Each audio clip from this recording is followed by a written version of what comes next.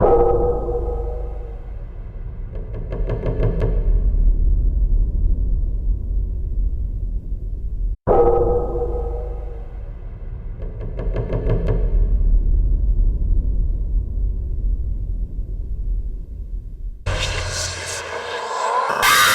his career, he has investigated ghosts, poltergeist activity, UFOs, and ancient civilizations. That's a lot to take on. Dr. Lynch uses a digital infrared video system and the latest technology to capture evidence of the paranormal. Now, over the past 14 years, he has hosted Paranormal Tuesday at 97.1 FM in St. Louis, has been on the Discovery Channel, Sci-Fi, Fox, Family, ABC Family, Destination America Channel, the National Geographic Channel, appearing on shows like Scariest Places on Earth, MTV Fear, and Is It Real? He has also appeared in Shadow Worlds, The Haunted Boy, Children of the Grave 2, and the Soul Catcher documentaries. Here he is. Welcome, Doctor, to Midnight in the Desert.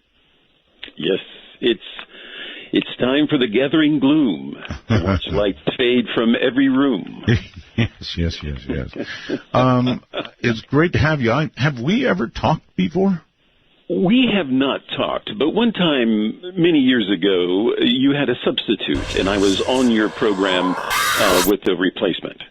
And we talked at that time. You were on vacation or something. I forgot what it was. But anyway, you had a substitute fill in, and that's when I was on your program. So I was lost in your Rolodex or your mainframe for many years until Heather found me and reactivated me. So I'm like the sleeper cell of the paranormal, you might say, something like that. Heather is quite a sweetie, isn't she? She is wonderful. Give her a raise whenever you can. You know, like the rest of your staff, I think they're incredible staff. She told you to say that, right? Yes, she actually paid me. No, I'm just kidding. No. She is a sweetie. She is a sweetie. Yes. And so, let's talk Halloween. I think that's the direction you want to go. Oh, it is. Ghosts and Halloween seem to go together, right? So. Yeah. Sure. Okay. You've been investigating for a very long time, 27 years. That's a long time, Doctor. Yeah. It was in the early 90s we got started. And why? There was why? Good question. Oh, yes, I do know why. I'm sorry. I'm getting so old now, I can't remember how I got started in this field. I was at a used bookstore. And there was a book by Lloyd Auerbach. It was like How to Investigate Ghosts or something like that. I forgot exactly. And he wrote a couple of chapters on some of his older cases and some of the methods he used. Okay. And I read that book, and I sit back and I thought, why is it that no one really, jumps the fence and looks into this a little bit more? Barry Taft had done the entity case, very popular. Lloyd Auerbach came out, published several books. Bill Roll came out, did several television documentaries. There's several guys on the East Coast that have come out and have been studied for a long time. They just didn't have the equipment at the time, I guess. And then about 93, 94, the Russian military, Russia went bankrupt. And so there was a whole new plethora of infrared equipment suddenly flooded certain markets. And I had a friend who could access those markets, and we started looking at that technology. And it wasn't till another 3 more years till we actually developed a lighting system that would go with a certain type of camera that we could actually start seeing what we saw was energy plasma, a plasma form of energy. And then as the cameras became higher and higher resolution, we're up to 700 lines, almost HD.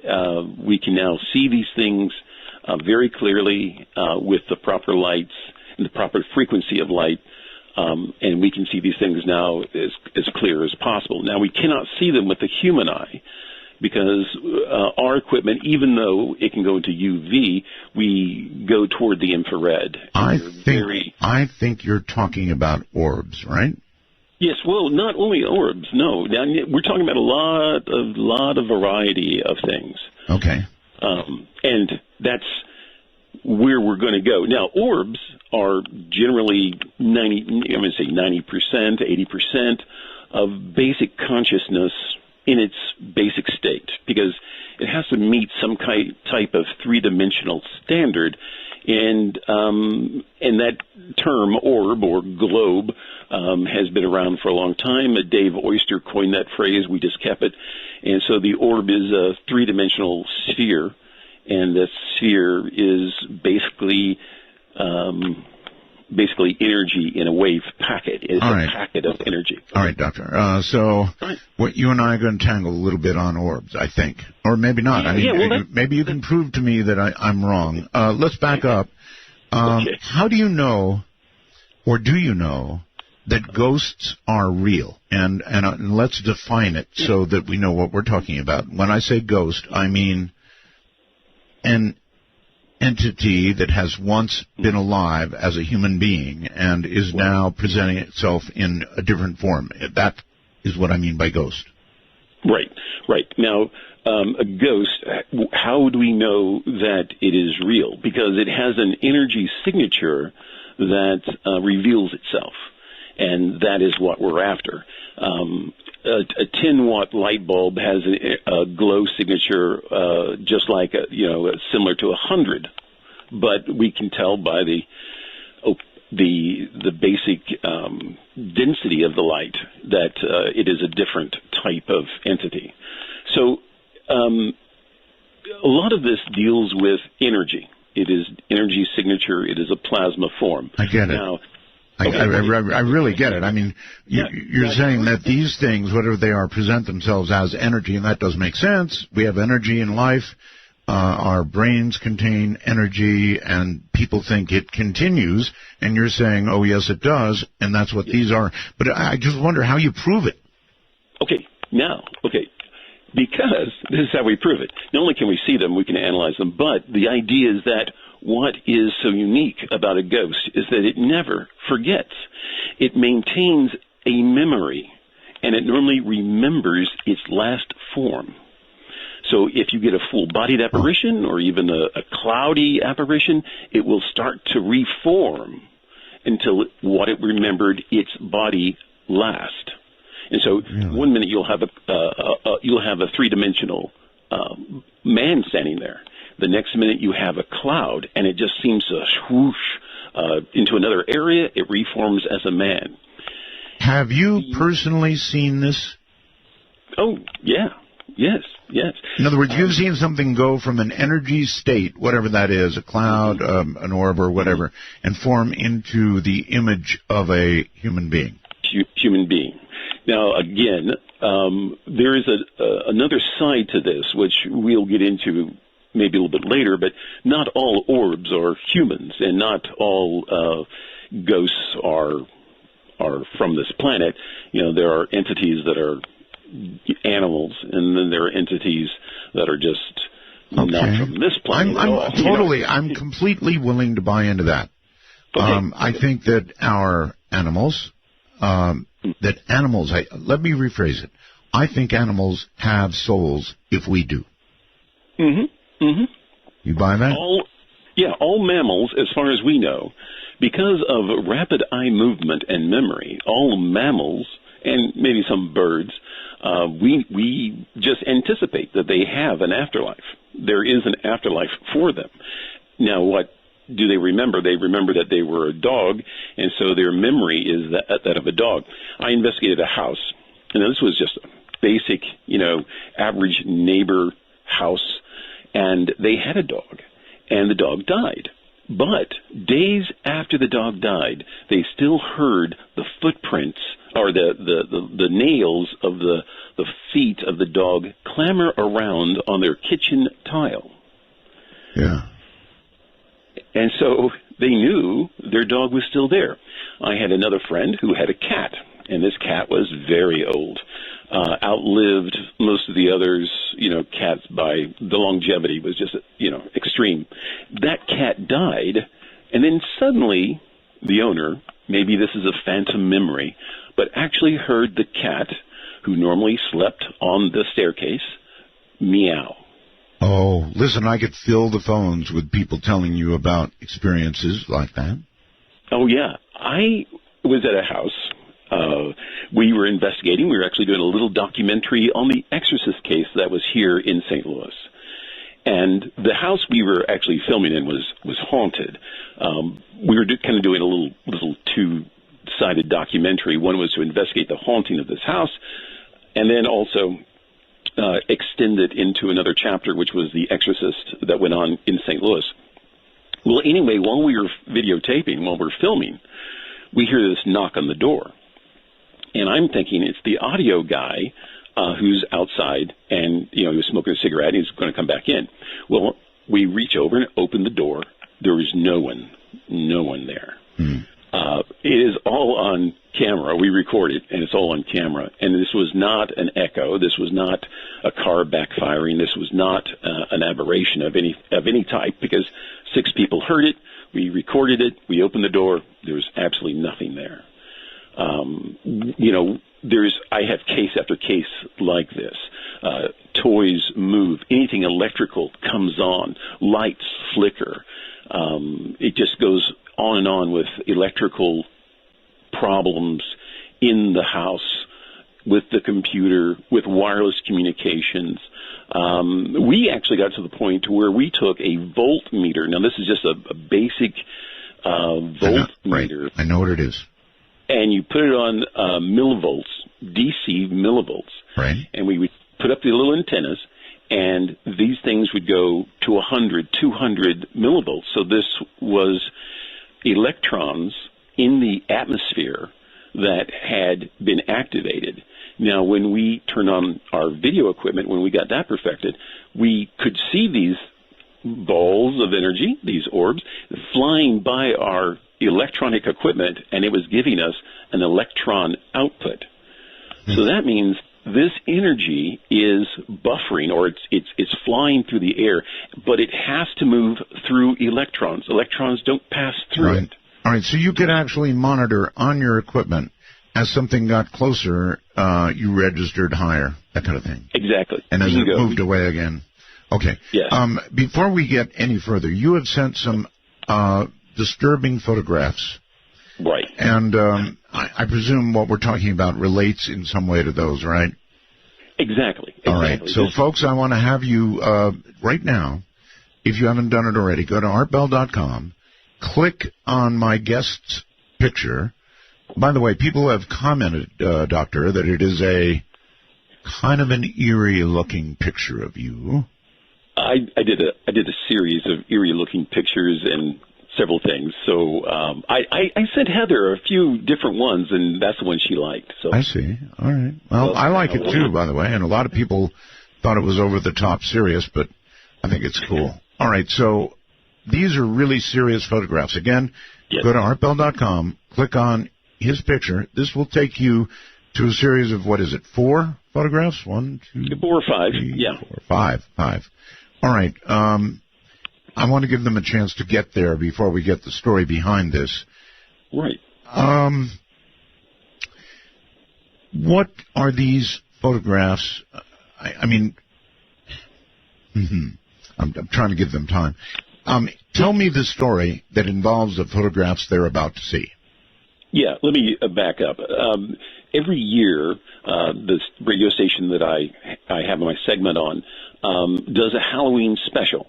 And they pick, listeners call in and say, oh, my house is haunted, or this place is haunted. Let's go and investigate it. Right. Well, in this situation, we had a house which was totally modern, built only a few years ago, but was infested with entities. And there was some people that lived in the house, and there was a little girl that lived in the house, and she kept talking about her grandmother. Well, her mother knew that her grandmother was dead. And this little girl kept talking about an elderly woman coming to the house and saying that she was her grandmother. Well, this frightened the entire household to the point they just grabbed a bunch of stuff and left. Well, 97.1 FM thought this would be a good investigation. Modern house, there shouldn't be anything there. Sure. Well, we get there, and there is what we call a soul collector. What? And this is a soul collector. This is an individual that goes around and collects lost souls and tries to keep them in a certain area. What? Yes. That's a soul catcher. Or a soul catcher. We call them collectors because they have to use some form of intimidation to keep these souls together. And they don't really capture them, they just Holy keep mackerel. them. Hold on. Yeah. A soul catcher, a soul collector, whatever. Collector. This is a individual who's human, who's dead. human, who works in the same field, parapsychology, right? No, they're dead. We're What? investigating them. Yes. Excuse me? Yeah, they're dead. The soul collectors are dead. Are dead. Yes. Then how did you know that you suddenly had walked into the presence of a soul collector? Well, we caught her voice, this elderly woman's voice, on an EVP on our recording equipment. Really? Because we were doing a show, you see, for radio. Oh. And the audio guy is sitting there with the best brand new equipment that radio can afford. Yes. And we're standing in a circle in the living room, and we are debating our next point of strategy, which was probably not a good idea that we should do. And in the background, you hear an elderly woman's voice as clear as day, as if she's standing right there in the middle of us. Yes. And she says in a very elderly voice, she says, "No, I don't want you to do that. Go downstairs." Yikes. Now, she says that is clear, but she's not talking to us, even though we're talking about going back downstairs and doing another a full-blown investigation with video equipment, audio equipment, still photography, and things like that. So she is talking to another entity.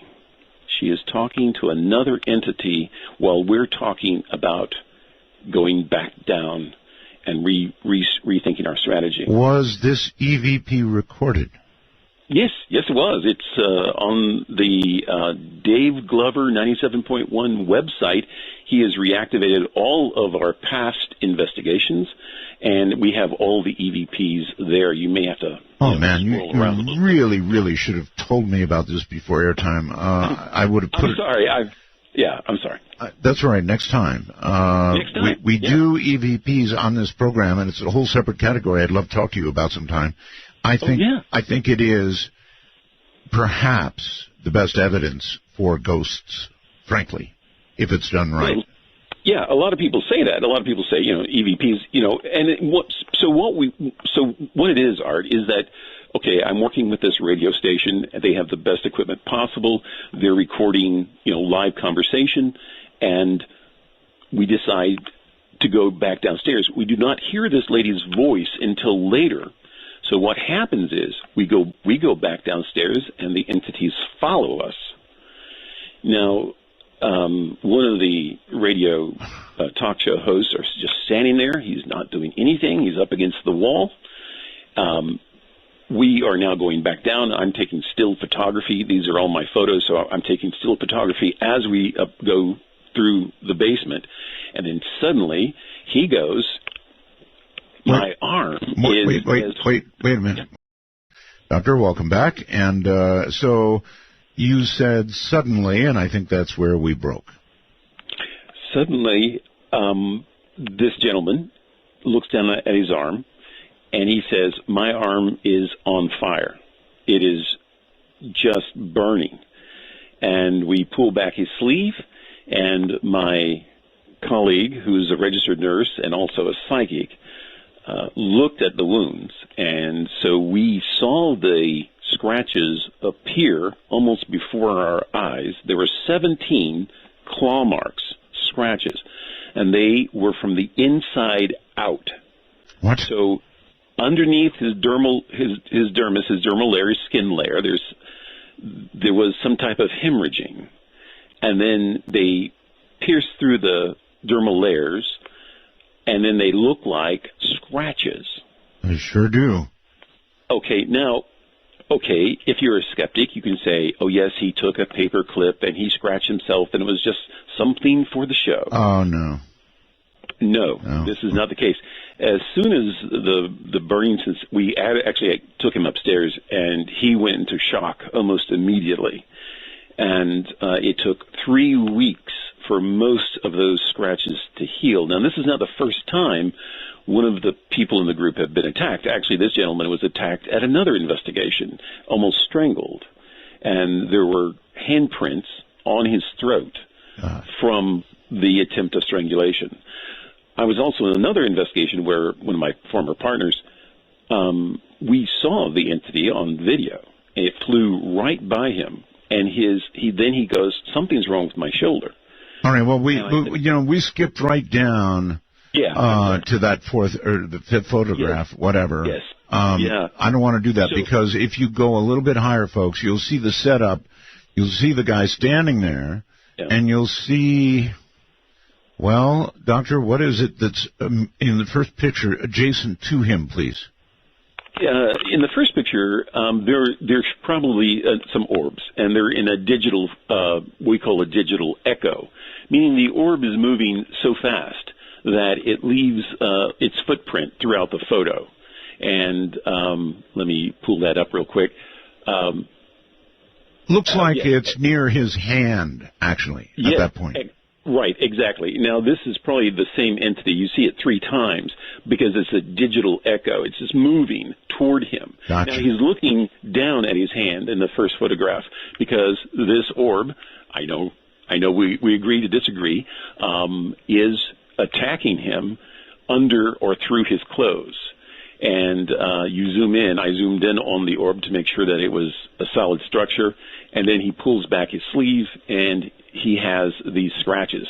All right, Doctor, these photographs you took them. They were taken by a still camera, right? Yes, a still camera. Still camera, okay. So could you see, when you took these photographs, what we are seeing now on them?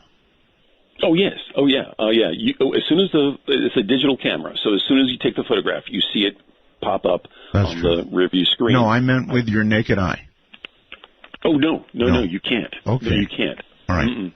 All right, so this must have occurred within seconds, I would presume, right? Yeah.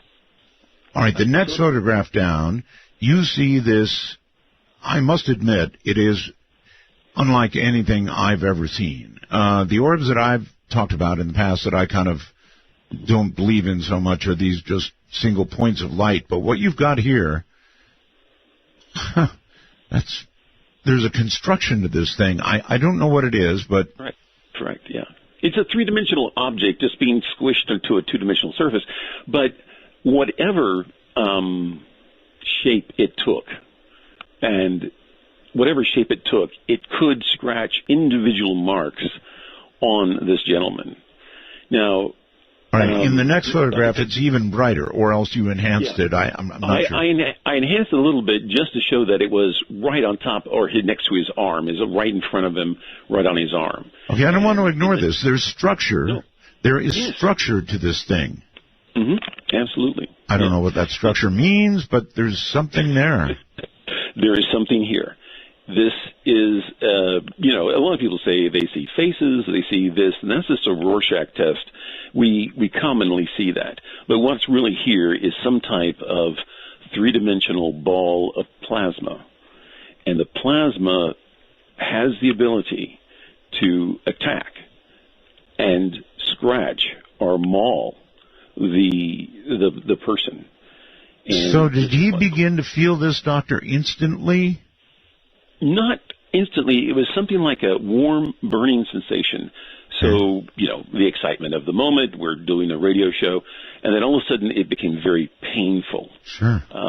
Like I went from a warm electric pad, to all of a sudden there's intense pain. And then we pull back his sleeve. I totally get it. Looking at that arm, my God. Yeah. So what is unique is that dust flakes, dust specks don't scratch. And they sure don't leave EVPs on your recording equipment. No. So something with human voice and human intelligence defending its space or just not very friendly attacked this gentleman. And with no provocation. There was no forewarning, and he did not provoke anything that was there. He was just like in the way, I guess. No wise remarks or cracks, nothing. No. And he is the nicest gentleman you ever want to meet. He would, go the extra mile for anyone. He's just that kind of guy, and he seems to be the one getting attacked. Now, I'm doing this, I've done this, crossing my fingers, a long time. I've never been attacked. Maybe it's just because I haven't been in the way. Or that, whatever it was just kind of left me alone for reasons.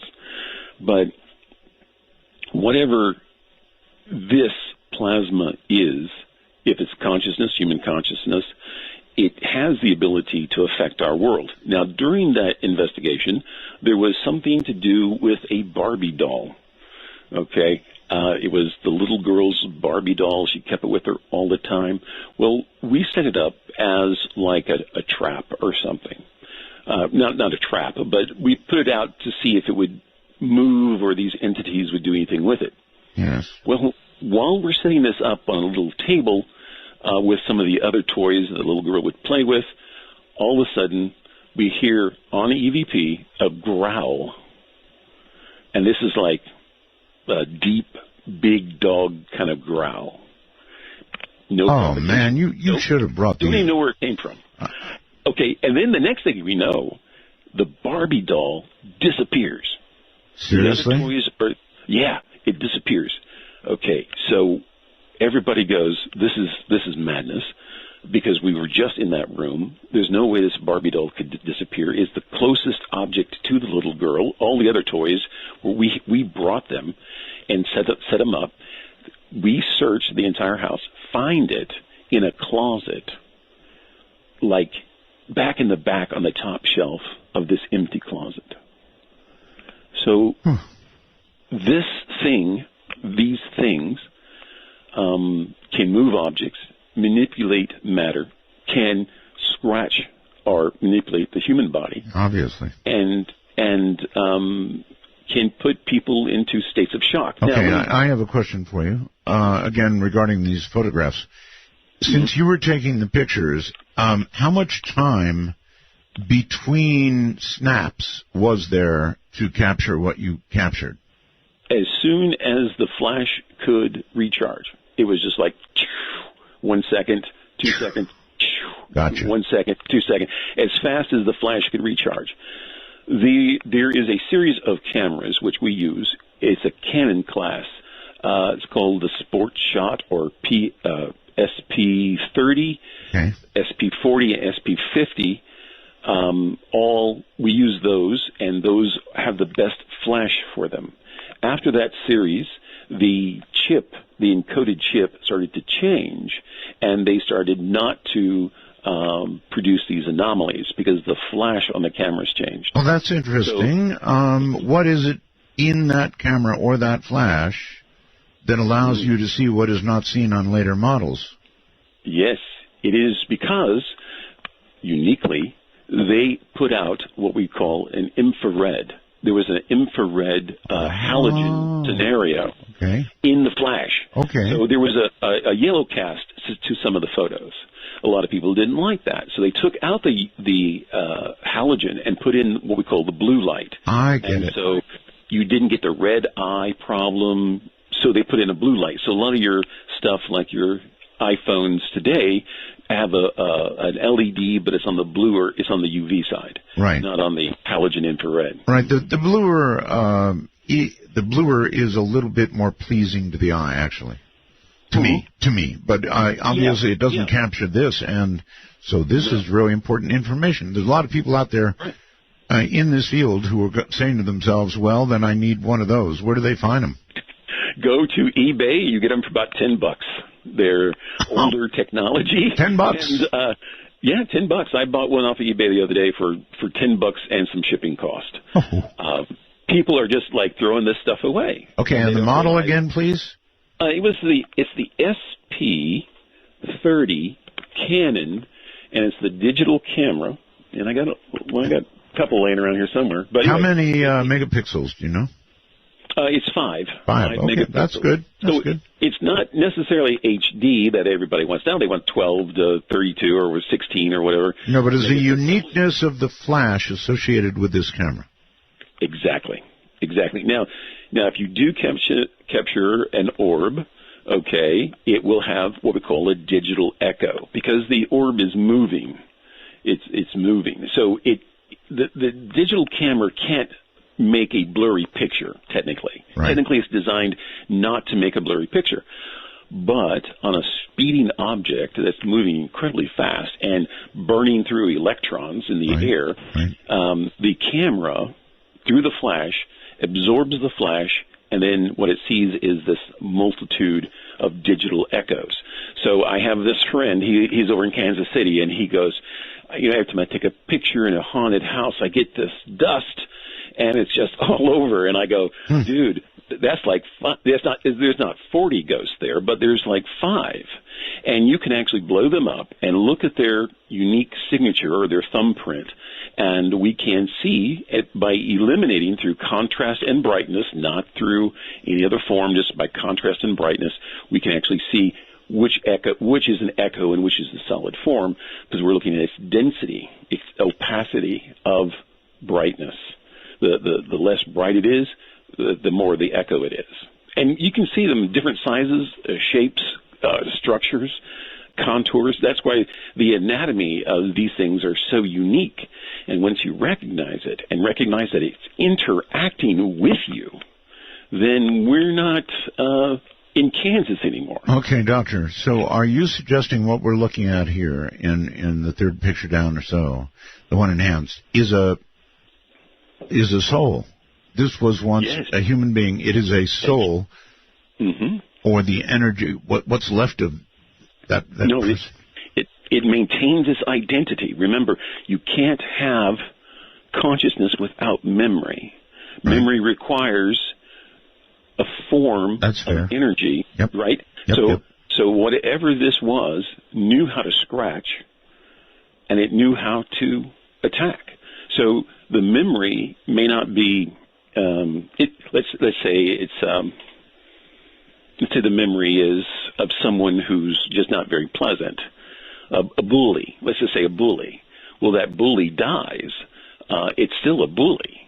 You see. Well, that was another area I was going to go. I've had countless people come on, including EVP researchers, who say, look, whatever you were in life, if you're on the other side, you're the same thing. If you were a grouch and a mean person, you're a grouchy, mean ghost. Yes. Odors and smells go along with some of this. Some people are notorious smokers, and when they die, people smell the pipe smoke or the cigarette smoke or cigar smoke still in that same area. Odors go along with this as well as everything else. And like I said, in 2001, we kind of broke the barrier, and after that, we started to realize these things are real. They're large and in charge. Doctor, imagine for a second a smoker who dies and then becomes an orb, as we're seeing here. And on the other side, there's no cigarette, so that orb is going to be ticked off. No, because let me tell you a little secret about quantum energy. Only the human consciousness can control, or a consciousness with 20,000 genes. Human consciousness can control quantum fabric. So if you're over there, all you have to do is imagine a cigarette, and you're smoking again. And the memory of the smoke, becomes real. I find that in a perverted way comforting. Yes. Here's another thing. I was over in England, and there's a couple of researchers over in England, and they sit down and they go, "Here, Mike, listen to this." And I go, "Okay."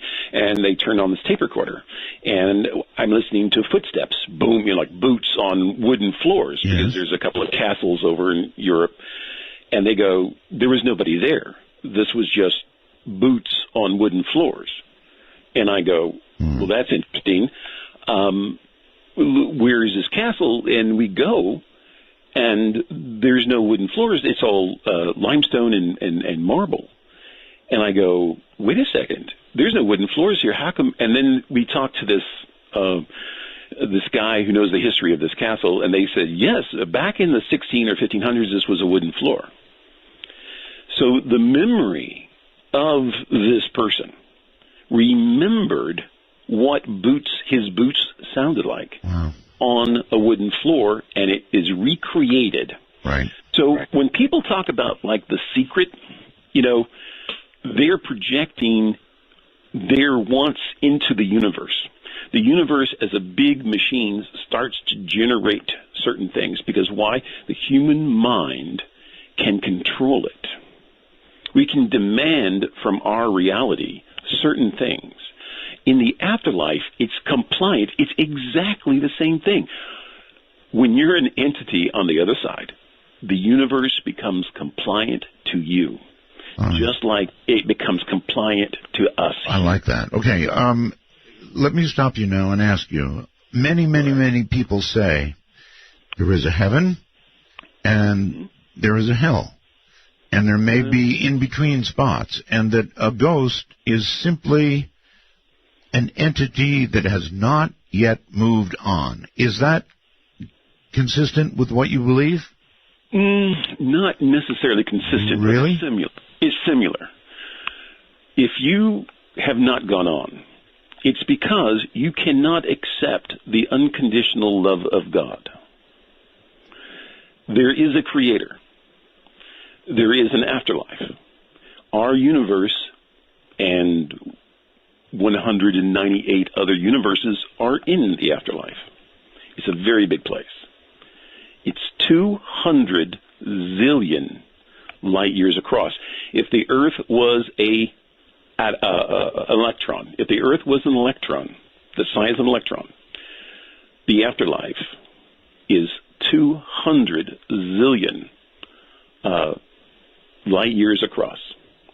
And heaven, the creator... How can you know this? The area that God dwells is 50 zillion light years across. How can you know that? Because two things. One, it's a fractal, and it's a torus. It creates a torus field, so it's constantly moving. It's always vibrating. That was torus, not torsion, right? Yeah, right, torus. Yes, okay, torus. It's an energy field inside. So it's a replica. It's a replica of what we see in these orbs in this anatomy. So the consciousness of the afterlife is the same, like these orbs. The anatomy is almost identical, and the torus is a common field effect in our reality. So it emulates from an intelligent mind through the frequencies to support our dimension. Okay. A lot of who do photography, Doctor, get these orbs, and they think they're ghosts. Now, I'm somewhat more doubtful. I've done a lot of photography, and I've come up with orbs myself. But usually they're an artifact of the flash involved from something, a reflection, something like that. I don't know how you differentiate. Certainly not all things seen as orbs are ghosts or souls, right? That's correct. That is correct. And we, over time, like any forensic, anyone in forensics will see that if it's raining, you have to discount that. If there's snow, you have to throw that out. If there's fog, we have to throw that out. But I have seen these orbs in fog, and they are not raindrops, dewdrops, or whatever. Now, the other thing is, I'm comparing this with video. There is on my website something called Exterior Forces, which is a little mini-series. I have lectures on the paranormal. In episode 10, you'll see 30 minutes of nonstop orbs. And this is, real-time video. I slow it down for the observer to see what I'm pointing out. And you will see that these are three-dimensional round objects moving amongst the people, flying by the camera. They are not insects. They are not, aberrations. They are intelligent. I was about to say, I used to interview a fellow called Jose Escamilla.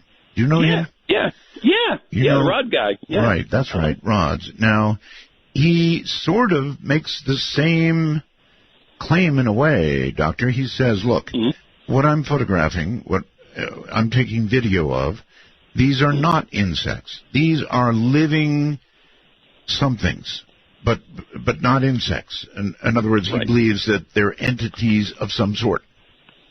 Oh, yeah. Have you looked into that, his work? I have looked into that. I cannot find what he finds, but this is an oddity.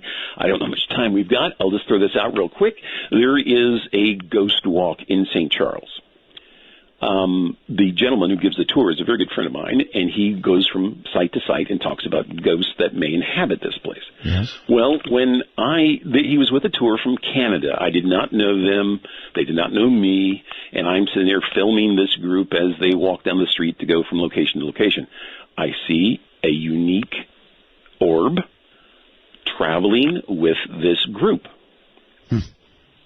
And now I'm sitting there going, wait a minute. One of these people has either A, a guardian angel, B, a relative that has died recently and still connected to them, or C, unknown. Now, when you say you saw an orb traveling with them, do you mean with your own human eyes you saw it? No, not with my human eyes. No, with my equipment. Okay. And your equipment is what? Infrared, high definition, black and white, set at the proper frequency to see this energy signature. All right. Okay. Now, we go along. Now, I see this entity again, so I get really curious. And so it seems to be around one particular individual. Okay. I go up to that individual and I said, did you have a relative that died recently? And she said, my father died. And I said, I think he's with you right now. Really? And throughout the rest of the tour, this entity stayed with the group. Now, what I'm trying to get to is when I processed that from videotape into my computer, it looked very similar to a rod, the squiggly lines. Mm-hmm. But on my videotape, it didn't. It was a solid white mass moving incredibly fast and maintaining an orbit around this group. Wow. Not only did she say that her father died, her mother was there and gave me the same information. Wow. And the mother said she was his favorite child, because they had several children. Of course. So there you have it. All right. Now, here's another question for you. Since you know so much about the other side and this process, see, how can I put this? Does a ghost, after a period of time, find their way, or does their lack of faith, I guess would be a way to put it, that you claim keeps them here in the first place, have an opportunity to change and have them move on, or are they eternally here? No. The whole idea is that they have to accept if a person hates themselves so much, they'll never accept love. They'll never think they're good enough for love, and especially unconditional love. So, unconditional love shouldn't care. Well, no, but let's say you don't think highly of yourself. Yes. So I'm not going to accept that unconditional love because I'm not worth it. I'm not worth it. You see how the feedback... So you lay in judgment of yourself. Bingo, exactly. And Daniel Brinkley has always said, he said two things to me one time. He says, you will always judge yourself, and you'll see yourself in 3D being the biggest ass of your life, because you'll get a past life review. Terrifying. You can't have a 3D image, okay, because you're dead, right? But somehow the universe in the Akashic records or the Hall of Libraries remembers your life individually in 3D. It can't do that unless it has an analog memory. Now, how can all this take place? We have 10,000 to 40,000 people with near-death experiences almost on a daily basis. Yes, we do. And they come back and say amazing things. Some do. Yeah, some do. I've listened to some of them, put them on YouTube, and I've watched some with amazing fascination. But what they kind of talk about is that they are in a real place, a real place that exists in 3 dimensions. Yes. And they remember themselves, but slightly younger and better looking. Yes. Okay? To have a memory, you have to have a loop. You have to have a loop. Now, if you have a torus field that's rotating. But a loop, Doctor, a loop, and I've heard that theory regarding ghosts before, a loop is just that. It's a loop. We're going to break here. A loop is not consciousness as I imagine it. Exactly, because it's a fractal design. Yeah. And so the further you go into it, the further it looks, and you can go to almost infinity. So the idea is it's metaphorical. It's just to say that it's incredibly large and it's filled with energy, and it has trillions and trillions of different frequencies that are in that energy. Now, how all this becomes consciousness is a very unique digital problem. Every human has genes, a genetic code, and every gene has a frequency. This frequency, whatever it's resonating at, is where the energy of the afterlife creates this consciousness to interface with that genetic code. Okay. All right. So before the break, we were talking about loops, and boy, have I heard a lot about this with respect to ghosts. It seems to me, and a lot of people have noticed loops. In other words, in a house that's haunted or near a haunted area, the ghost appears to do the same thing again and again and again and again. And to me, that's either not associated with consciousness as we understand it, or it's hell, because to be condemned to do the same thing again and again and again is hell. We all have that private thing. Now, when you study like post-traumatic stress, there is something that's like a psychological wall that some people just can't get through. They just can't overcome. And this is a trauma. It's a psychological trauma. Now, whatever it is, this person becomes ashamed of not only their weakness, but of the trauma itself. So they cannot get past it. And that becomes what we would call a living hell. Now, when you die, the trauma is revealed to you in 3D. And if you can't get past it then that is what we'd call a hell. Because you live that loop over and over, and you can't break your cycle. You can't get out of it. So you're saying that you're absolutely sure that in that loop there is a consciousness suffering it again and again and again. Again, exactly. And this occurs most frequently when there is a violent death of some sort. Yeah, suicide, violence, something like that. Yeah. Really? Murder.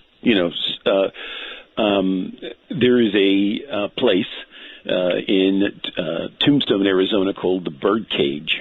Yes. And they almost kicked me out of there. But anyway, I went on the tour there, and we saw several ghosts there. I proved all of their artifacts that were there. Now, at the end of the tour, we had a little seance. All right.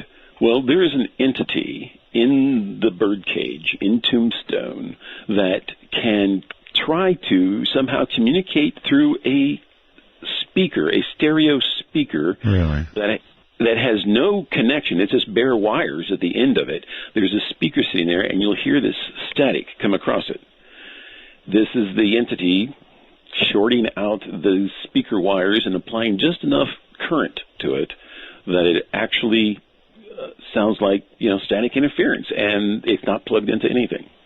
This entity is called Timothy or Timmy. I'm not really sure which one it was. Anyway, during the seance at the end of the tour. And you know this how? The name? The lady who led the tour is psychic. Uh-huh. And she claims that she had seen several full-blown bodied entities early in the morning at that location, walking around like they owned the place, dressed in clothing from a period 100 years ago. Wow. Now, she was leading the tour. She was convinced it's haunted, and she can hear. She's some type of audio cleric,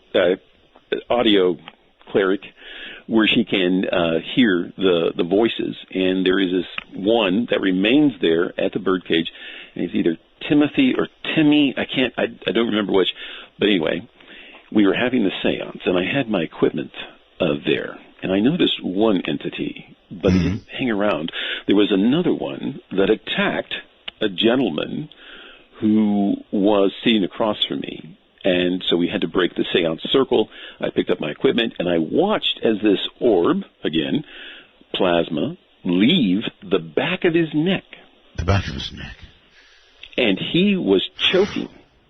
We thought he was just nervous. And then suddenly he lost all ability, neuromuscular ability in his throat to even say that he was in pain. He was actually being choked, or he felt like something was choking him. Well, I'm watching this on my camera, and I see this orb eject itself out of the back of his neck, and even in different stages of slow motion, it was dramatic. There was no physical cause, because all of her hands, there's no one there to choke him, because all of her hands are connected.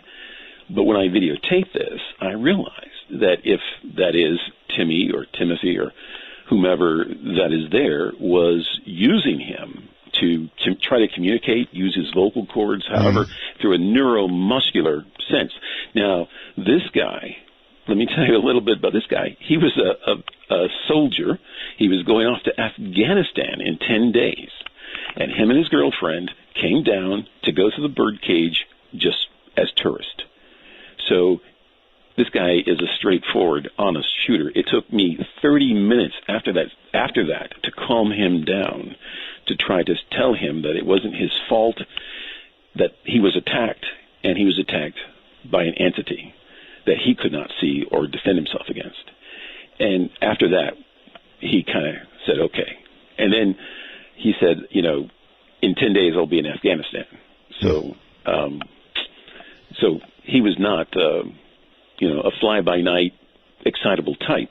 He was a trained soldier. All right. I have had people tell me, Doctor, that it is possible to trap an entity, or if you will, trap a ghost, trap a soul, depending on how you want to look at this. I guess they could all be one and the same, but you can actually trap something. Is that true?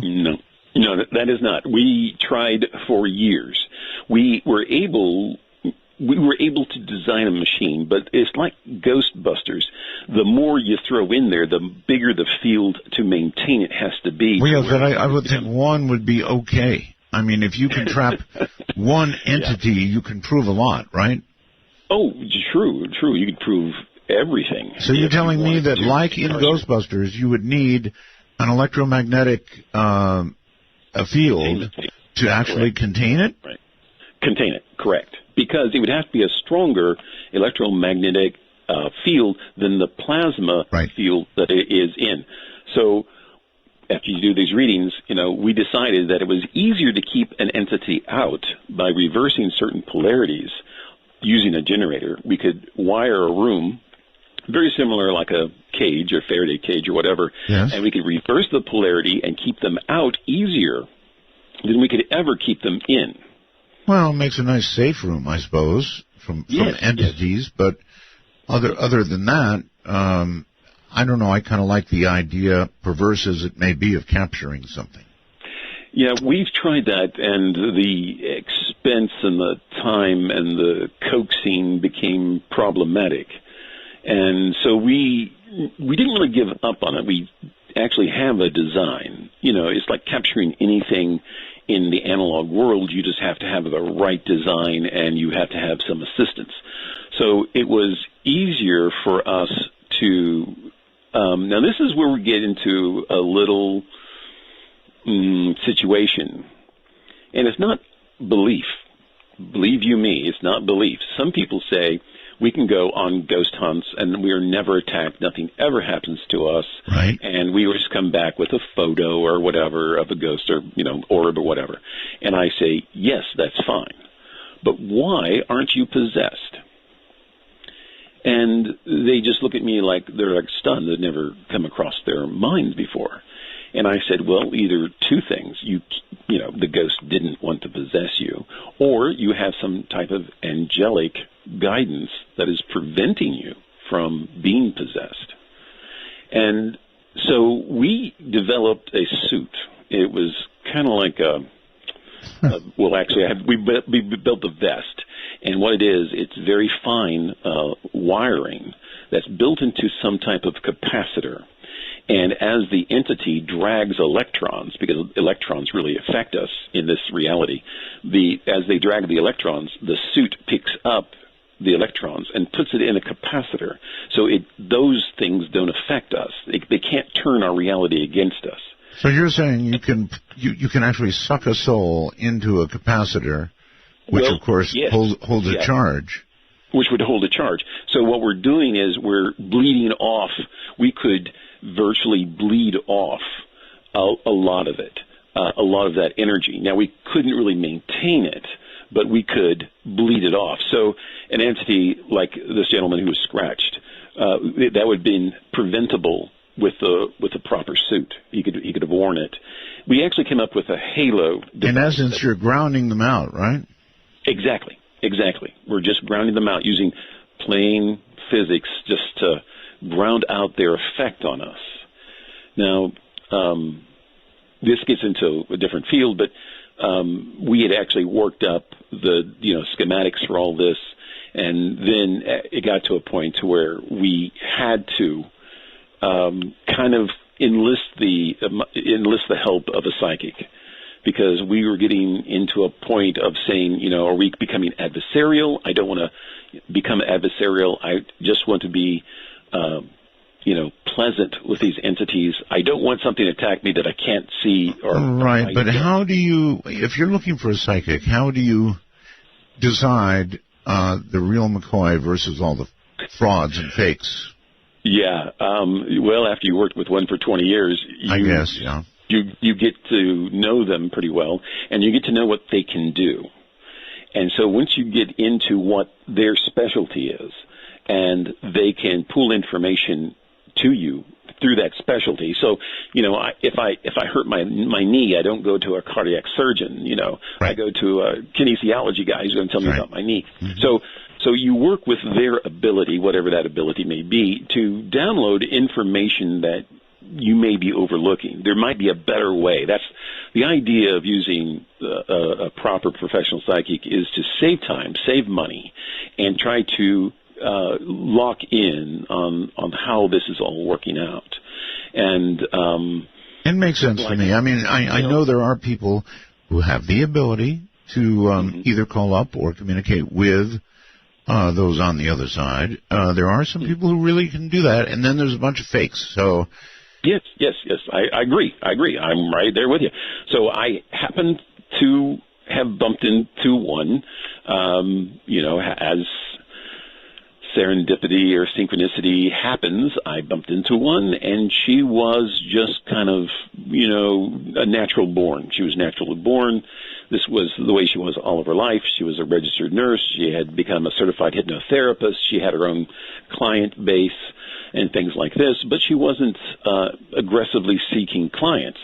So after a situation, a period of kind of getting used to each other's methods of operation, we realized very quickly that we had to double up. So if I have one colleague who's a still photography specialist, someone else in the team had to become a specialist in still photography. If someone was a video editor and expert, someone else in the team had to, so we could always back each other up. But when it came to the psychic situation, we only had one. So we had to trust that one. Now, I had the proof is in the pudding, of course. So if your psychic can produce information saying, look, there's something here, and then you otherwise prove there is something there, pretty good. That's it. So when we go into a house and she says there are 6 entities here, and I have videotaped or taken still photography and I've captured 4, I know we're in the ballpark.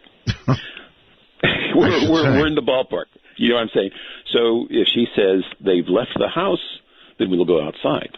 And 9 times out of 10, we were investigating a school. It's supposed to have been haunted. We get in there. We don't find anything. I'm with another team. They can't find anything. And I just say, okay, if they're not inside, they're outside. So we walk outside, and there they are. These orbs are right outside. We're not only getting them on still cameras, we're getting them on video equipment. We walk back in, they follow us back in, and there they are. So I've always been an orb skeptic. I'm sorry, but I have been. On the other hand, what you've captured, I'm impressed by. I mean, you've got something different there. I don't know what you've got, but it's very different.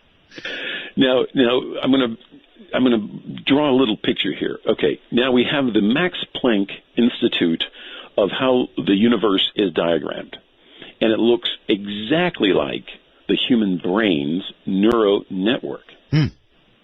Okay, so the entire universe is electromagnetically connected, just like the human brain. Not only just like, it is exactly like.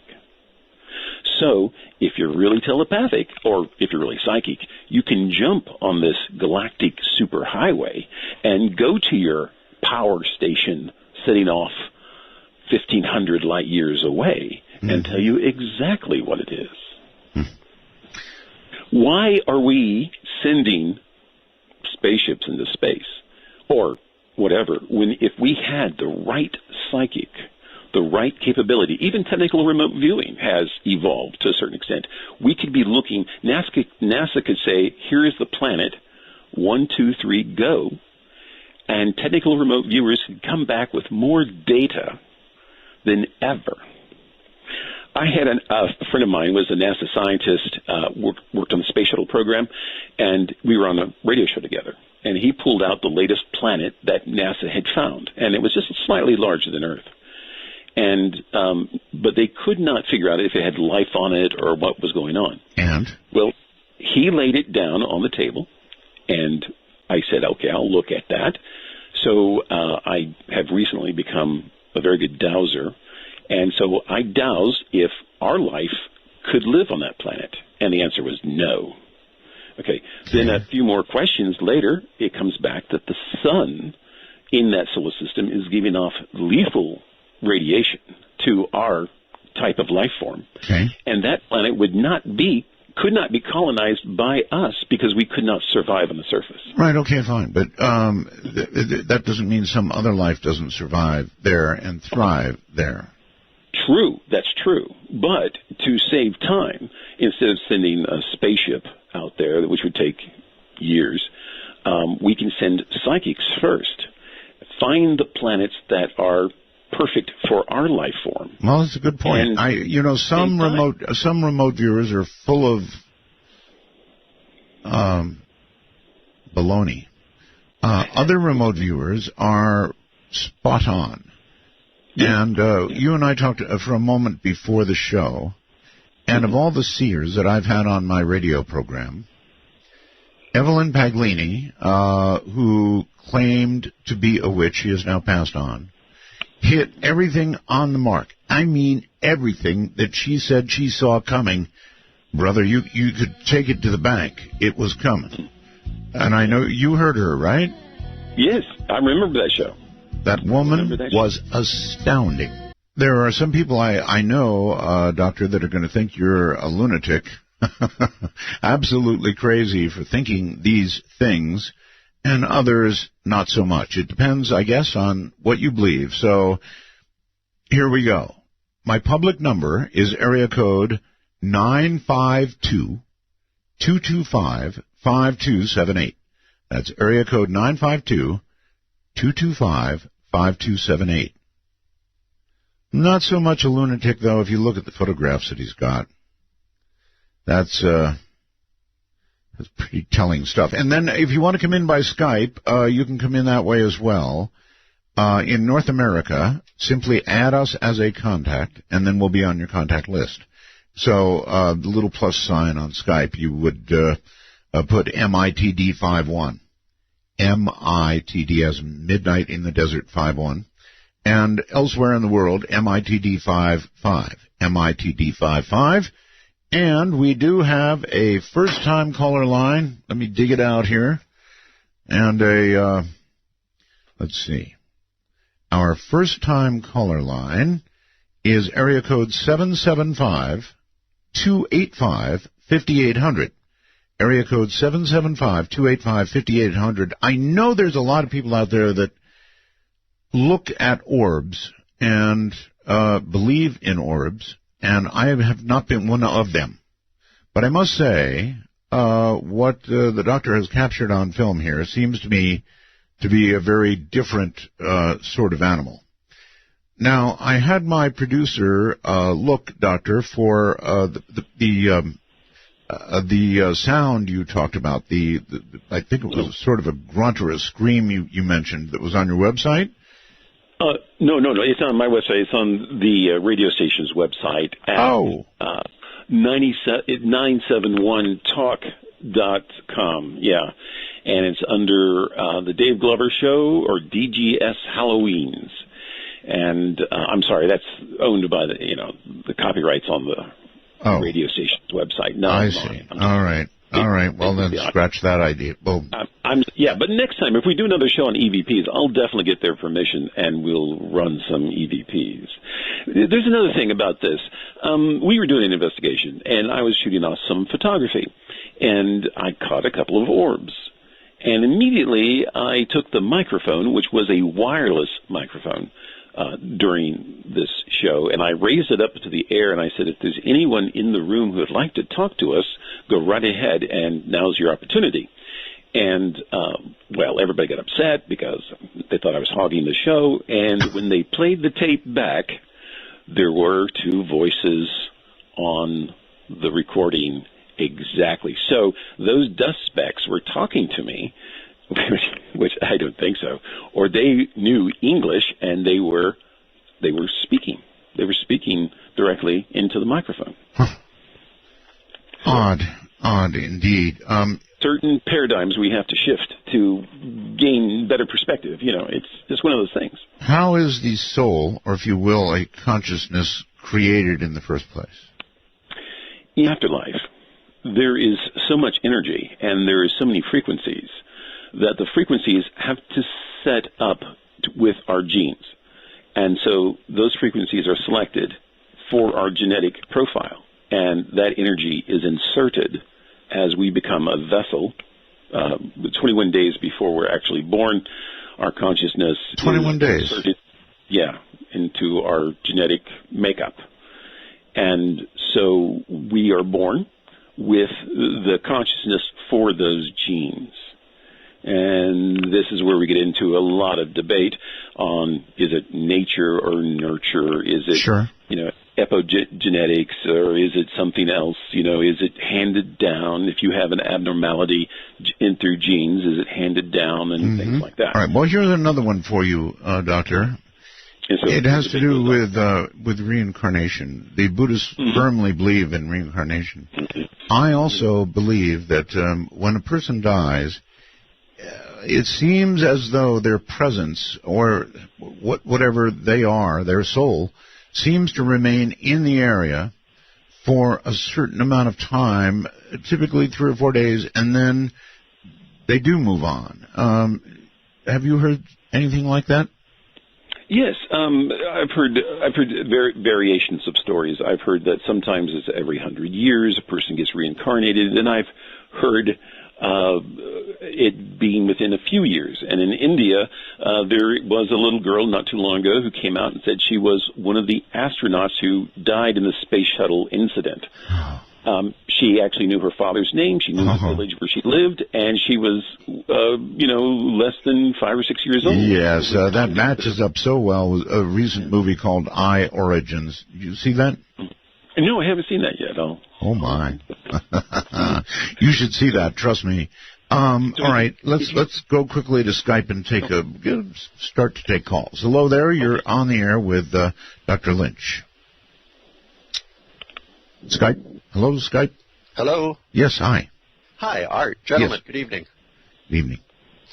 So I wanted to share an experience that I've been having. I had at one point heard you talk about the refresh rate on screen monitors. Yes. And how that can affect perception.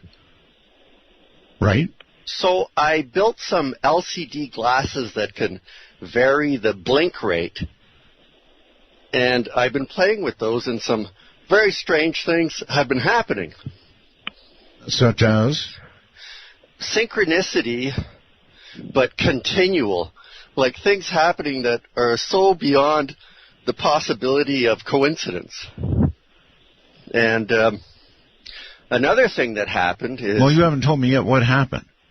Things that are so beyond coincidence. What do you mean? Well, for example, I would mention something, and it would manifest itself in some totally unrelated way shortly thereafter. For example, I'd mention something to my wife, and it would happen. I would do something, and something would happen that's related, but no way they're connected, if that makes sense. But the second thing, the disturbing thing is, a couple of days ago, I went into our house. I was working in the backyard, and I couldn't find my wife. And I said, that's strange. Where did she go? And I went back in the kitchen, and she was sitting there. And I said, oh, where were you? She says, well, I've been sitting here all the time. And I thought, well, that's odd. The next morning, I woke up, and for a brief second, I saw an entity standing beside me. And a brief fraction of a second later, it was as if I reawoke. The fabric in the background changed, and that entity was gone. All right. Well, this is very weird. Yes, very weird indeed. All right. Well, thank you for the call and the story. Doctor, I had a recent experience. It was, weeks before I actually began doing this program in July that I'll describe to you briefly, and you can make of it what you will. I was working, and this is why he mentioned what he mentioned. I was working late at night on my computer, and I was doing research for this show coming up. I knew I was about to be on the air in July.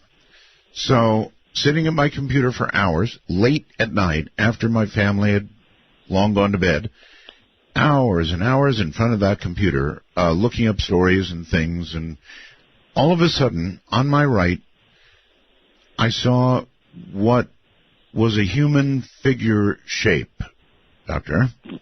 Mm-hmm. And it startled me really badly. It scared me, and it blinked away, and I looked behind me.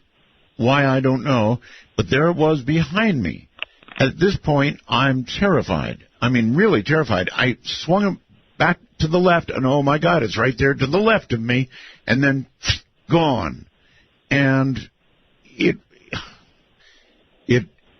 really didn't have, appendages to it, but it was a human form. Head, torso, something where the legs should be. I don't know what this thing was. I call it a shadow person. I guess we can call it whatever you want to call it.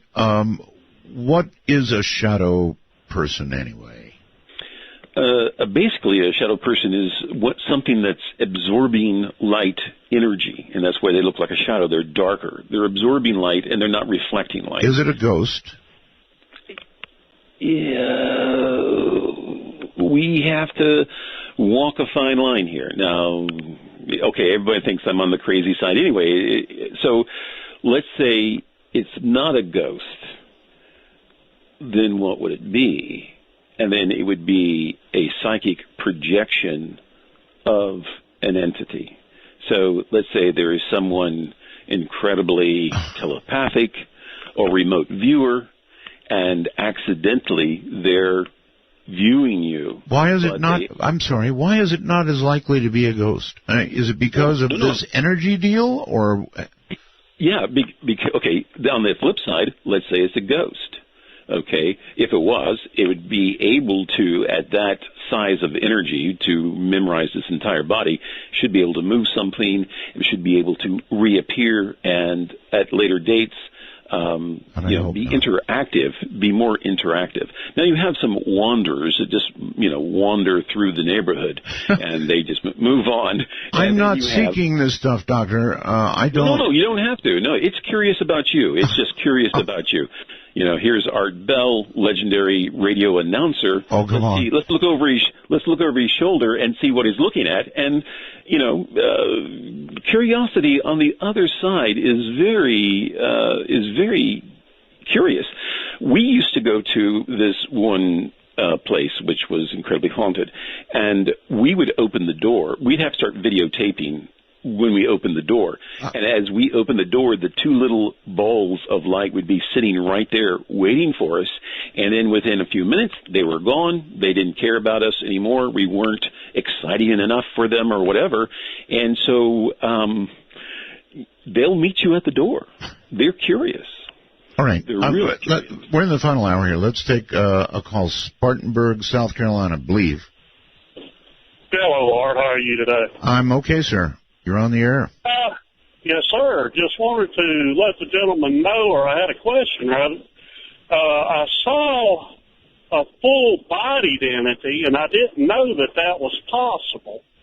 But it stands over along Interstate 40 in Tennessee, and I'm an amateur radio operator also. And when you drive by this entity, and this has happened many times, I can actually hear the entity on the 20-meter and 80-meter bands. And I knew that they communicate electronically. You're hearing them on the radio? Really? Yeah, right, on the HL. And I never knew that this was possible. I know there's some evil entities on 75 meters, no question about that. I agree with you totally, exactly. All right. Yeah. I just wanted his opinion of that. I just never knew a full body could do that. Okay, well, so, Doctor, they can project themselves, if they can project themselves to a recorder and become an EVP, then it seems to me they could project themselves to the radio spectrum if they wanted to, right? Absolutely. There are something like a police scanner that scans hundreds of frequencies.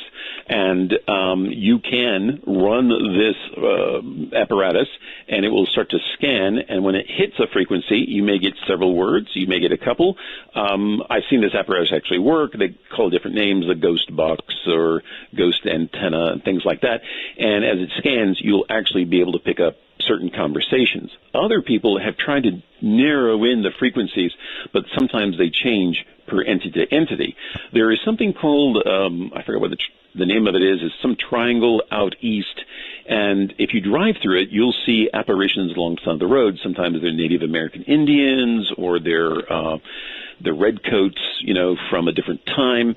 There is also the ancient story of Resurrection Mary, where she comes out of the cemetery in Chicago, and she'll be walking alongside the road, and people will pick her up, think she's absolutely real, deliver her, and she disappears. Okay, Doctor, it's not that I want to see anything. Thank you very much. However, it was my theory that staring at that computer screen for that long period of time affected me, that the refresh rate of the computer screen affected my brain after a while. Now, that's just a wild that's theory. True. It's hypnosis, a form of hypnosis. The 60 cycles or the 120 cycles form in the mind, the subconscious brain, and you start becoming hypersensitive to suggestion and autosuggestion. That was just my theory. Okay, listen, a lot of people... I'm somebody who doesn't want to find these things because I'd rather not see them, thank you. But if somebody actually wants to find a ghost, Doctor, what is the best advice you can give those who would wish to actually see? You would have to go to some place that's public and that advertises that they're haunted, and then you could take your equipment with you. Like I said, sometimes a still camera is better than a video camera if you don't have the right frequencies, but that's the way you kind of get started. I don't recommend going to cemeteries, but Why? With my equipment, at night they have certain restrictions, and I've been to several at night, and I don't get a lot of evidence. I get more evidence walking down the street. Like I got more evidence walking down the street of Tombstone, Arizona, than I did inside the birdcage. That's really, really interesting because the best EVP people I know also say they don't get their best evidence in cemeteries. They go to places like prisons. Yes. Places where... The loop. You get caught in that loop. You can't forgive yourself. You're not good enough. And you have to stay in that prison because you just can't pass that reality. So what do you hear? You hear the same things over and over. They're new conversations, but you get that EVP because they can't break out. See, that is legitimately scary to me, to imagine being caught in a loop. And then you're with consciousness doing the same damn thing again and again and again. Yeah. You can't forgive yourself. So when someone comes around, you're in my space, they become territorial or predatorial. And so normally when you're like in a prison or an asylum, they become very predatorial and territorial. So they'll almost want you off their property, and they'll do whatever they can. I mean, I think in certain cases, not to step on Barry Taft's toes, but I had a case where a lady was being sexually assaulted by an entity, and we could videotape the entity, so we knew it was there. What shocked her was she thought it was all a psychosis until we actually showed her the videotape of the entity in her bedroom. Oh, my God. When she got home. And so we had to... You're telling me you have video of this? Yeah, I've got it in my library. I mean, I've got years. Ever since 2000, we have, and then prior to that, we experimented on frequencies in order to see this. So we get into certain private matters, you might say, I can't reveal names or locations, but we get into certain situations that don't make any sense to us. But if you're just free-flowing energy, and you're caught in the, self-ridicule, self-hatred, you'll never break out. You'll never break that loop. And that's why when you go to these prisons, you go to these asylums, their minds can't forgive themselves. Okay, well, apparently that is a good hunting location if you really want to find these things. JN on Skype, hello. Hello, Art Bell. This is Jeremy in Aransas Pass. Thanks for having me on. Art Bell, I've been listening to you since 94, 95, and this is my first time to get to talk to you, so I'm really excited. Mr. Dr. Lynch, great show tonight, man. I'm really enjoying it a lot. A quick little thing, and then I'll let you get on with some other people. I'm sure there's plenty of people who like to talk to you. When I was young and we had this ranch out in Goliad. I used to wake up a lot of times with scratch marks all over my stomach. Now, when I was a kid, I never told nobody that because I was more or less scared, you know. And I know it wasn't from playing or something like that, but I remember them being almost like, you know, five fingers, which you would notice, and they'd be like on my stomach and on my... Caller, let me ask you this. Did you feel it happen to you at the moment it happened, or only when you woke up did you see this stuff? Yeah, only when I woke up. It was like, you know, I never felt it in the night, you know. It was always like whenever I woke up the next day. And it was only when I went to the ranch. It was only when I went up there and we spent the time at the ranch with my grandparents and stuff. It never happened to me like at my house where we lived. It was always only at the ranch. And, you know, I know it wasn't from playing because I was a pretty careful kid. You know, I would remember these scratches. But I just remember him being, you know, the size of a hand, and they would be on my stomach, and they would be sometimes on my chest, and even I think sometimes on my back. But I would just like to get Mr. Lynch's retrospect on that. Okay. And Dr. I Lynch. appreciate you having me on. Yeah. Right, thank you. Yeah, that entity was trying to get your attention and not trying to lethally harm you. So that entity was in that room while you were there all the time. Now, you don't have the ability, we're not telepathic, we don't have the ability to find out what they really wanted, but they were just trying to nudge you to get your attention for some reason. All right, well, it sure gets my attention. You know, some of what we talk about, you know, you can either believe it or not believe it, but when you have these scratches, I mean, really bad scratches, as depicted on our website, the photograph you sent, my God, you know, that just doesn't come from nothing. Or in this case, sort of in a way, I guess it does. Let's go to Silverdale, Washington. Hello. Hello. Hi. I just wanted. Hi, Art. Hello, Dr. Lynch. I wanted to say, years ago, I took a class with a lady, and during the class, psychic class, she was talking about the fact that her father, she would go to the Akashic records at night for the class, and she said she'd always see her father, who had passed. He was a French soldier, and he had passed years before. And he was laying there always with, looked like angels around him working on him, and she'd see him every night, and they would reassure her he'd be all right. And she told our class one time about it, and I just got kind of guided, we'll work on him tonight by my guides. And the next morning when we went to our class, she said the most wonderful thing had happened. She said he had come that night, and it's the only time he'd ever done it, and he sat on her bed and said he was fine now, and they conversed a little bit, and then he left, and she said, I know he's fine, and she said, I didn't see him laying there that night in the Akashic records on the way to the Akashic records. So I think he probably needed to forgive himself for something that happened during the war, is what she felt too. So it was probably a matter of forgiveness. Yeah, the odd thing is that there's a lot of things that we talk about, like angels and miracles, and the Vatican has a whole room of these things. We look at them very lightly, but at the same time, the energy to do this is out there, and it's a medium, it's a matrix of energy that's fueling not only this reality, it's fueling this reality in a way that our conscious mind is looking at it. And then we can alter it if we so desire. So to have psychoanalysis on the other side with angels or superior beings or guides, I say absolutely. I say why not? You know, and we may be totally embarrassed once we get on the other side of, you know, our lifestyle or our lives or whatever.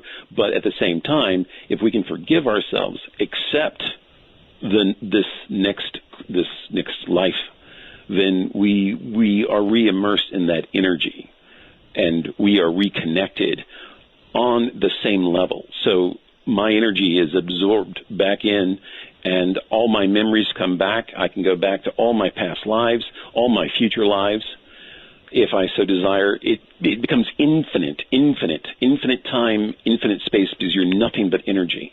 If we look at the process, even Einstein said if you're at the speed of light, time stops. Well, if you're just pure energy, electricity, if you're just pure electricity, you have no time, zero time.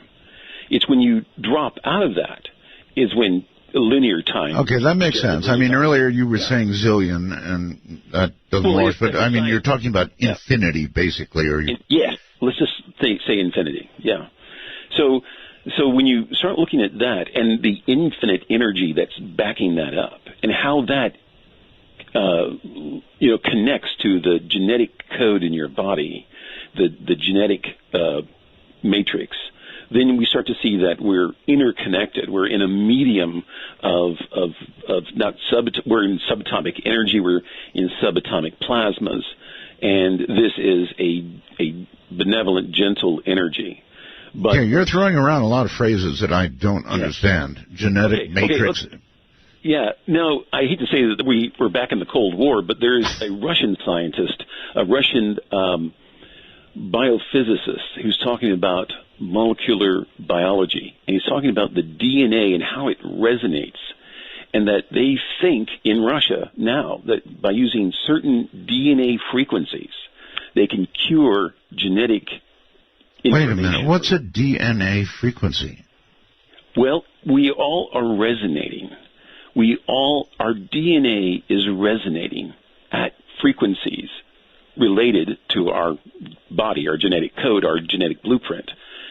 And the Russians think that they can use other frequencies, energy plasma frequencies probably, and they can correct DNA or manipulate DNA or genes at a at the cellular level. So there's other people looking at this, and if we're all resonating, that means we're harmonic. Now, I was in Europe, and I went to this museum for harps, and I was just amazed at these harps, and these people were playing these harps in a symphony. You're leading me all over the place here. I'm not. Yeah, well, I'll tie it up. So these harps are resonating strings, and if each part of my gene is a resonating string, we are a symphony of vibration, a symphony of energy. Yeah, I'm going to actually have a guest on audio energy. It's a very, very interesting subject. Somebody named Chaz on Skype very quickly. Hi. Hey, Art. Hey, Doctor. I'm calling from Vegas. Quick question. You see all of these shows on TV where these investigators are going out and they're investigating prisons and That's right. Asylums and that type of thing, but none of them ever talk about the possible attachments that these ghosts or entities or whatever could attach to them and go home with them and cause havoc. I can take my answer off the air, but what are your thoughts on that? God blesses the naive mind. I'm just going to say they are incredibly fortunate if they don't take something home with them or something doesn't follow them home. And that is something that now I'm with you. I think that I've been warning a friend who's using this program, this app to find ghosts. It's like, in my mind, it's like using a Ouija board. Mm-hmm. You're going to invite something into your life, and you're not sure what you're inviting into your life, and you may not be able to uninvite it from your life. In other words, once you get something hanging around you, you've said it yourself, those orbs, those energy balls, whatever they are, those spirits may not leave. Once you invite them in, they may not leave, like a bad guest at night. Mm-hmm. Speaking of the Ouija board, I later on this week will be going back to the Exorcist house in St. Louis. And that's a story within itself. All right. Anyway, if you want to join us, national number is area code 952-225-5278. The first-time caller line is area code 775-285-5800. 775-285-5800. And, of course, on Skype at MITD51 or MITD55. And Doctor, you're back on the air again. Yes. Okay, let's explore what we've got on the phone for you. And on the first-time caller line, you are on the air. Hello. Hello, Art. Hi. I am a huge fan. I just want to say I'm so happy that you're back. But I just wanted to call in and talk about attachments for a moment. Attachments? You mean like to email? Well, no. No, not those, huh? The spooky ones that I was unaware of until I had one. Your guest was mentioning, locations such as, prisons or things like that. This is our regular hospital where you're hospitalized and your stay, isn't very comfortable depending on what you're there for. But I had an emergency surgery and ended up being there for a couple days, and something came home with me, and I didn't realize it until, weeks later. I had just a lot of depression, and I didn't know why. I felt really gloomy, and anyways, it took quite the toll on me. How do you know, excuse me, how do you know something came with you? How do you... Well, I didn't know it at first. It took some time for me to realize, because I kept questioning myself and wondering why I would feel a certain way or these mood changes, and it really wasn't until I was actually revisiting one of your shows with Malachi Martin. Yes. And he was talking a lot about, your mood and people who can, feel energy or negative energy and those sorts of emotions that can take over, even just with... So this wasn't even close to the normal you? No, it just felt like, part of me is present, like I am right now, but some of these emotions would come over me, and I just was wondering where it was coming from, and eventually, I found out by meeting with a person who had a lot of I guess psychic ability and asked me questions, and it took a lot of digging, but when I found that out, it was a little scary. It was like, that ride at Disneyland where a ghost follows you home. Yeah, so how did you get away from this? Or did you? Well, I did. It took a lot of energy just to, basically what it is, we are all lights and we are all, energy. And I think what happens possibly is when someone isn't ready to go and they're, in the hospital and, they have that moment of being released from their body, perhaps they're stuck there and they're trapped, or maybe, they're trying to find that light in other people and they attach to it and Doctor, let's ask, Doctor, if you're close to somebody, for example, in the hospital, and they pass away, is it possible they attach to you? Yes, it is. Now, sometimes that's not necessarily true. Many people who die in the hospital no one ever dies alone. There's always someone standing by, right. A relative, angel, whatever. But sometimes they just can't give up that mortal coil. And so they will attach to someone who is healing, because the energy from the wound somewhat bleeds out to repair the skin, repair the body, and they can survive off of that. I've got an interesting story. It is spooky. Wow. That a friend of mine, who's also a partner in my organization, she hypnotized a gentleman who had chronic shoulder pain. She hypnotized him and pulled him kind of out of his body to look around psychically. Mm-hmm. And noticed that there was an attachment on his shoulder where he was receiving that pain. Wow. And then she said, okay, if there's anyone from the other side who would like to come and get this attachment and take him to the other side, please do. And then she asked the gentleman, what is happening now? And he said, well, under hypnosis, he said, God called his name, and he went into the light. The man came out of hypnosis, didn't remember anything because she erases that memory. Let me guess, the pain was gone. Exactly. Now, this also happened with another patient who swore up and down she had arthritis in her ankle. And she had a brace on it, and her doctor said, you have arthritis. After hypnosis and after entity detachment, she got up and walked out. After an entity detachment. Okay. Detachment. Okay, ma'am. Thank you very much for the call. Thank you. Thank you so much. Right. Take care. Yeah. Okay, so those kind of attachments are not only possible, but, I mean, what if you work in a hospital? If you're a nurse or a doctor, how do you avoid such attachments? I don't know. But my partner in this is also a registered nurse. So she's not only a registered nurse, she's also a registered hypnotherapist. And so she works in the psychiatric ward of a major hospital here in St. Louis.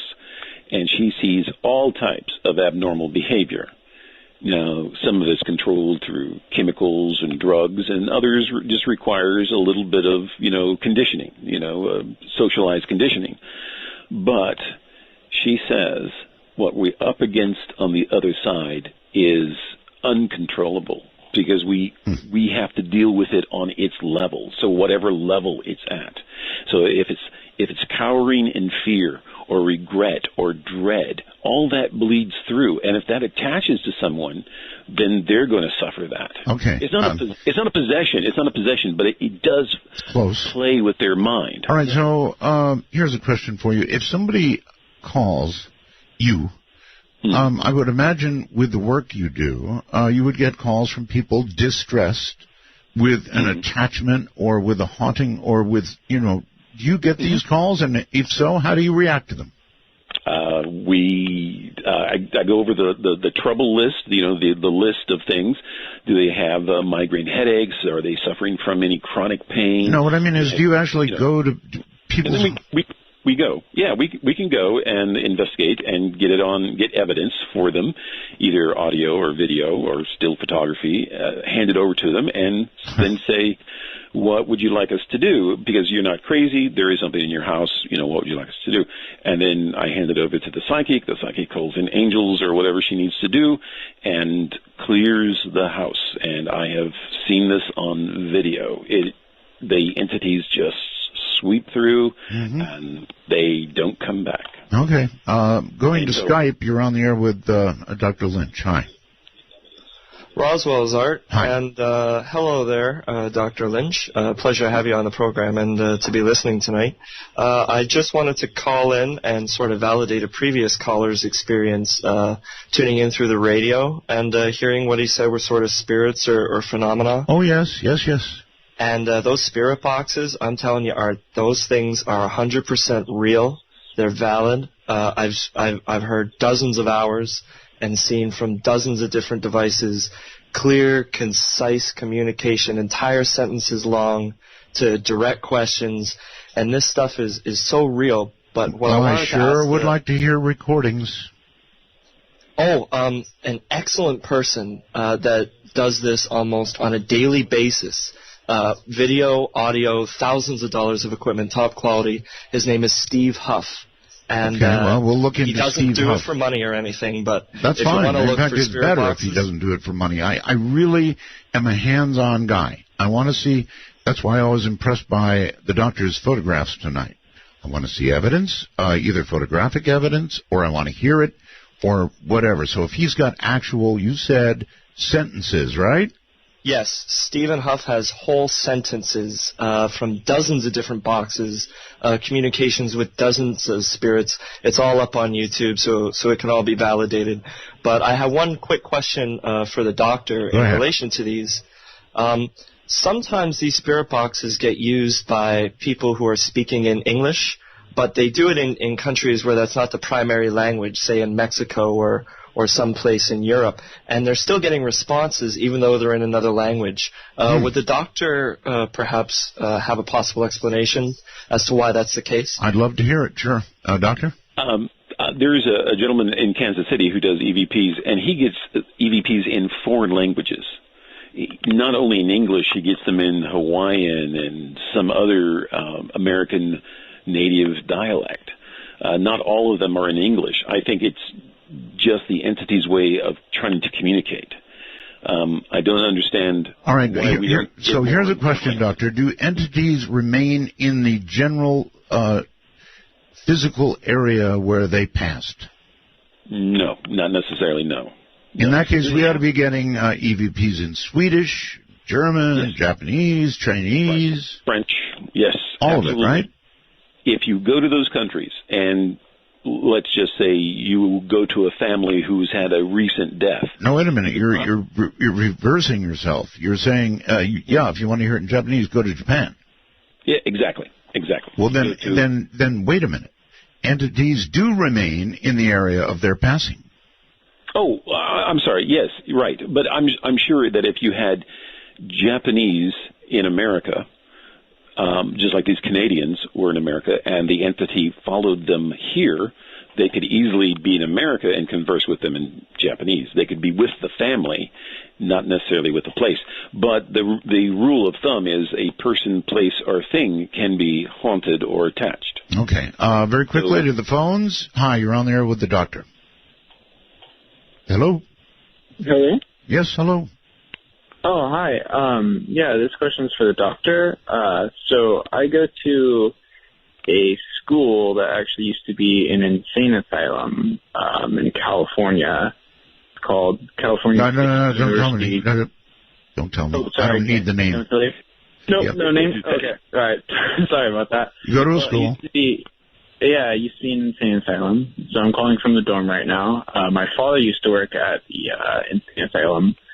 And I was just wondering if there's a way to either, on both sides of the spectrum, stay away from any kind of activity, or maybe, invite any kind of activity if I wanted, Is that what do you want to do, sir? You want to invite it, or you want to stay away? But both. I'm not really sure. I guess, I want the doctor's opinion on that. All right, doctor. So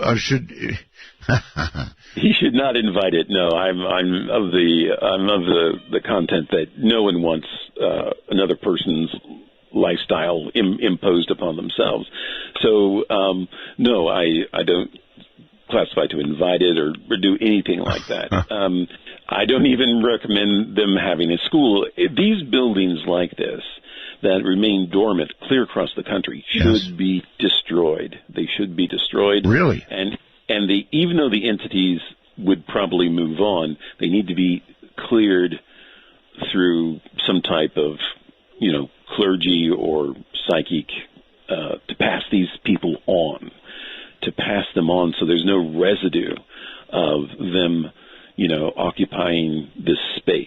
Well, here's what I don't get. You say that can be cleared, that those spirits can be, I guess, sent on. Is that correct? Sent on, right. Sent on, okay, but on the other hand, you said so many are caught in a loop in judgment of themselves, and that nothing moves. Nothing can move them, right. This is because the structures are still there. The prisons are still standing.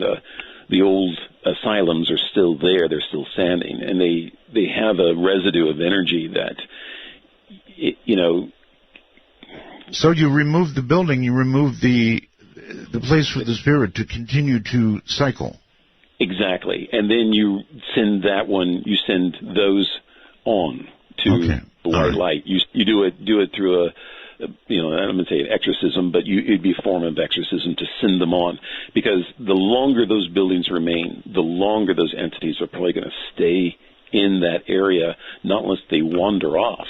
And if they wander off, they're wandering into the subdivision that is right next door, and you have no idea what's going on. You see what I'm saying? All right. You don't want that to happen. No, you don't. TMAC on Skype. Hello. Skype, going once. Gone. Are you there? Yes, sir. Okay, go ahead, sir. Hi, I just wanted to ask, if you're going to have a Halloween special? Oh, you know I am. And we're going to be, yes, and we're going to be on Halloween all week in a sense, talking about this sort of thing. But, oh, yes, we're going to finish it off Friday night, Saturday morning with Dead. Cool. And I wanted to ask the doctor, what's been your worst case ever where you said, you know what, I'm just going to back out? Okay, good question. Yes. We were doing a television show for Scariest Places on Earth. Triage, I think Corporation was doing it. And we were at this haunted location. And somehow I got separated from the camera crew and the audio guys. And then suddenly I realized I was by myself, which is the worst possible scenario. Yes. And I'm standing there on the second floor. And something comes into the room. It is as cold as ice. I can see my breath. I see sheets and curtains flying around and moving around like a big wind, or someone has just opened the door. Like a big wind has blown them inside the room. The next thing I know, I have this cold wind pushing me up against the wall. And I cannot see anything. There's, my camera is on. I still can't see anything, but I am ice cold, freezing. What is it, by the way, about ghosts that makes it cold where they are? Why? It's something about the way thermodynamics work, and they are colder than the environment. They are always about 10 degrees colder than the air molecules around them. And when these things get big, like a cloud, they can force you right up against the wall, and it's freezing. It is ice cold. That'd be enough for me. Out I'd go. All right, Doctor, I want to thank you for being on the show tonight. We're way out of time.